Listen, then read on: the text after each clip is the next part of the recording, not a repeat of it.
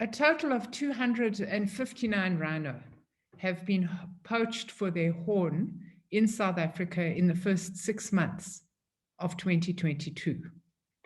Recent trends in rhino poaching show a move away from the Kruger Park to private reserves and also from Mpumalanga to KwaZulu-Natal, where the majority of rhinos have been killed this year. This makes it all the more important for government at national level to shift its focus to supporting our provincial authorities and also private reserves in the war on rhino poaching. The number of rhino poached between January and June this year is 10 more than were poached in the same period last year.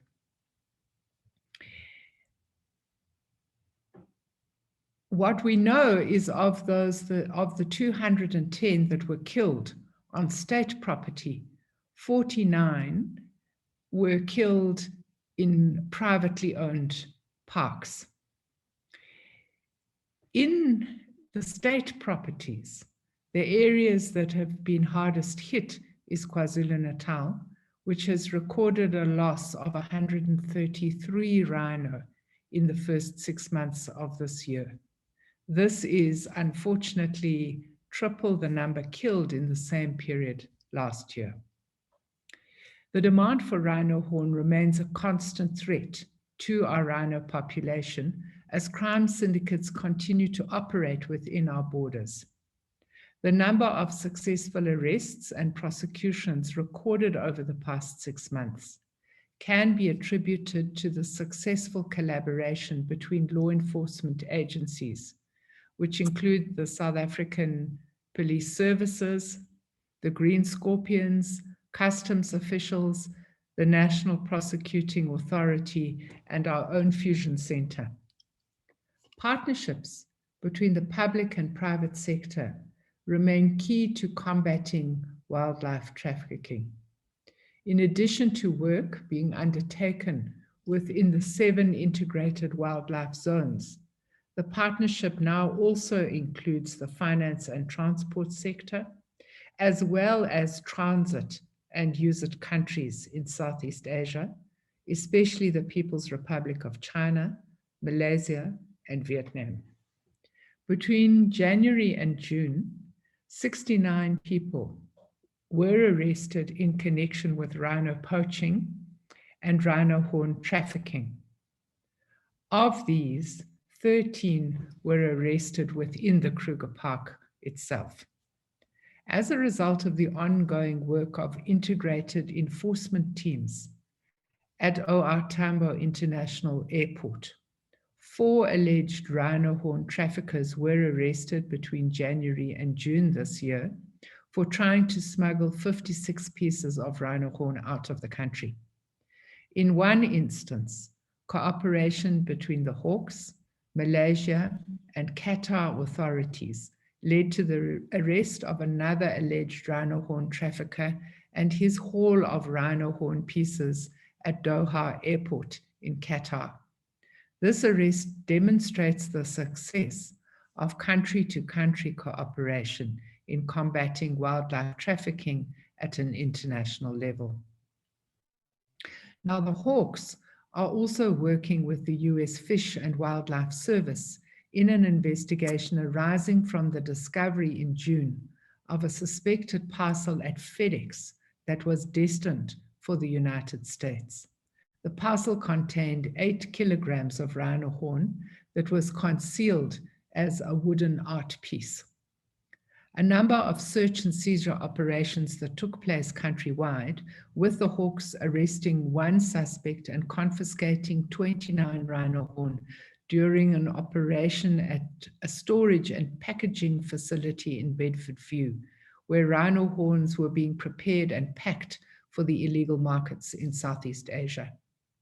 In combined law enforcement operations, 2 suspects were arrested in June when they were stopped by the Highway Patrol in Bedfordview and found to be in possession of 2 fresh rhino horn.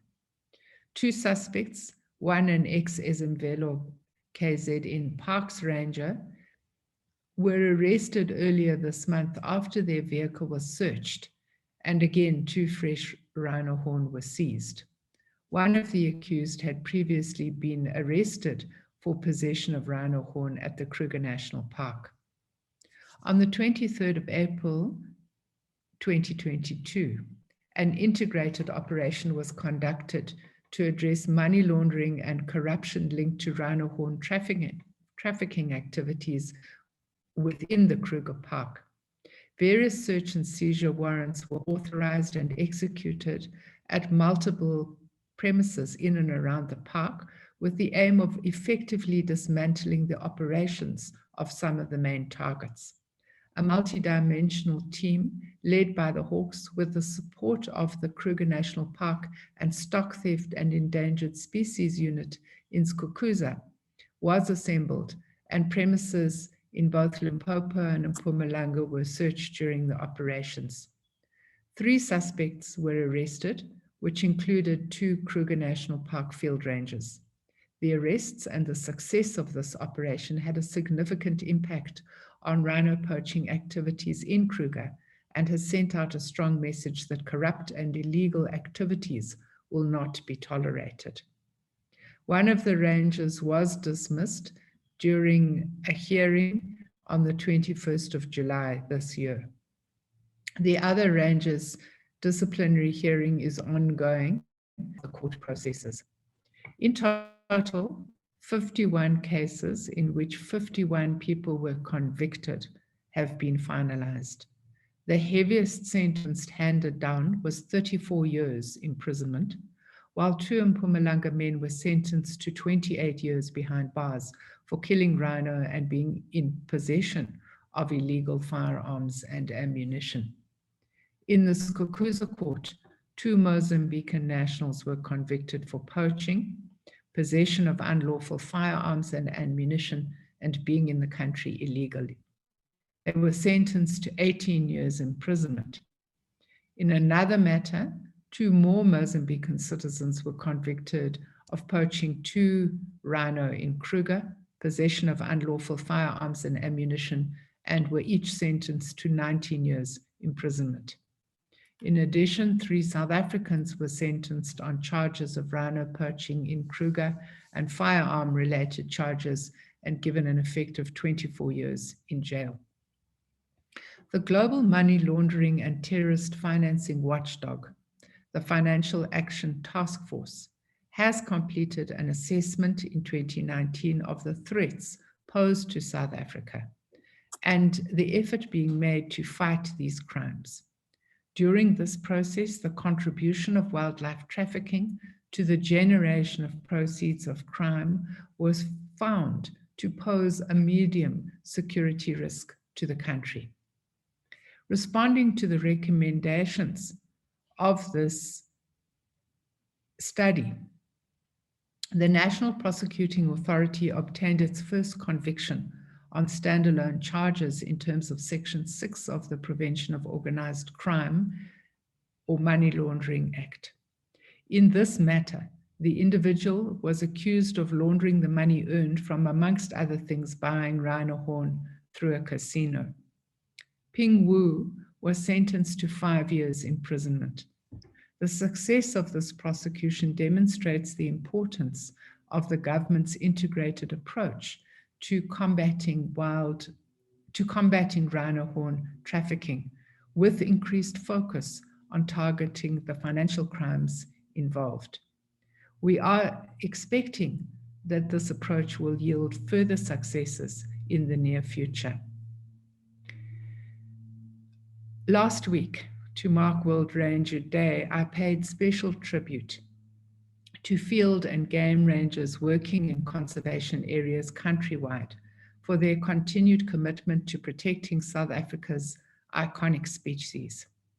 In particular, I want to once again acknowledge the supreme sacrifice made by Anton Mzimba, who was gunned down outside his home last week, and Shando Matibula, a Kruger National Park field ranger and dog handler who was killed by a buffalo while on patrol in the Shangoni Ranger section in May this year. He has been remembered by his family and colleagues as a young man who was dedicated to serve with discipline and distinction. In recent years, the work of rangers has changed from a general focus on the conservation of species to a more militant way of operating against well-armed criminal gangs entering national parks and private and state-owned conservation areas. Rangers often spend weeks away from home, living in the bush in an effort to protect the country's natural environment from plunder. Our rangers need all the support we can provide them with. These are men and women who, despite numerous challenges, remain committed to the task at hand, even though they often do not know what each day will bring. Thank you very much.